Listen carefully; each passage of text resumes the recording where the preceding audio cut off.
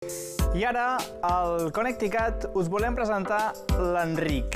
Ell es dedica a buidar negocis que tanquen, i per tant el que fa és rebuscar entre prestatgeries que són velles o mig oblidades. De fet, ha buidat diverses llibreries de la ciutat i podríem dir que entrar a la seva botiga és com retrocedir en el temps. Neus, m'han dit que hi amaga tresors, no sé quins. Tu què hi has vist? Bona tarda. Sí, doncs tresors hi ha uns quants, però ara ens explicarà l'Enric els que podem trobar.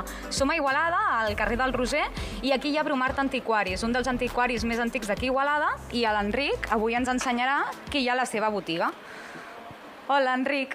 Hola, bona tarda. Bona tarda. Explica'ns una miqueta, com vas començar amb el negoci dels antiquaris? Nosaltres fa 20 anys que vam començar i vam començar com tothom, una mica així a veure què passava, restaurant mobles.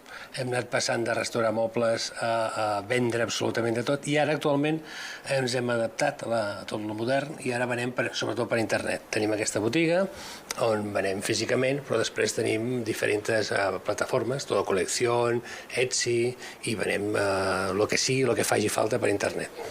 He vist uns quants objectes una mica peculiars. Ens pots ensenyar el que m'has ensenyat abans? Tant el baúl com les fotografies, vull dir, hi ha moltes coses que són molt màgiques, però explica'm el baúl en concret, per exemple. Aquest baúl és un baúl gòtic que va sortir d'una casa molt antiga de la zona Collbató i és una mica restaurat, però això té 250 anys.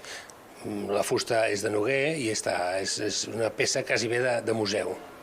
Després, a sobre, podem veure unes diferents fotos que són d'aquí Igualada. Sobretot aquesta foto de gent, això és una sortida d'una fàbrica, és una fàbrica de teixit que es feia abans. És molt interessant perquè veus el propietari, l'amo al mig, i després totes les dones que treballaven.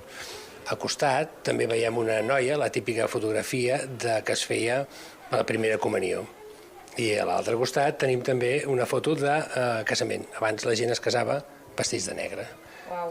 Les diferents fotos, abans no és com ara, que existeix tot això d'internet. Abans normalment es feia una foto a la vida, o poques fotos a la vida, i llavors era com un tresor. Això et penjaven a casa i tota la vida la teníem penjada a casa.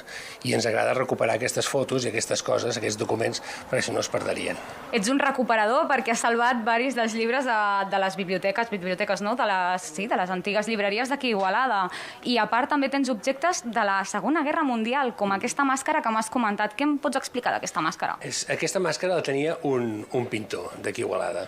I aleshores va fer com una espècie d'escultura i és una màscara alemana de la Segona Guerra Mundial, les típiques que portaven els soldats alemanys. I a més és autèntic, podem demostrar-ho veient que té a dins tot l'inscripció en alemany. I és completa. Això ja és una peça molt rara, molt difícil de trobar, ja que normalment amb el temps es podreixen, es fan malbé o senzillament van desaparèixer durant la guerra. M'has dit que has arribat a tenir més de 70.000 objectes.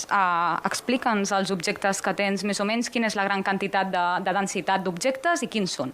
Nosaltres hem buidat dues llibreries aquí a Igualada. El Gassó, ja fa molt temps que es va tancar, i últimament el Jordana. Ja no existeix cap més llibreria antiga.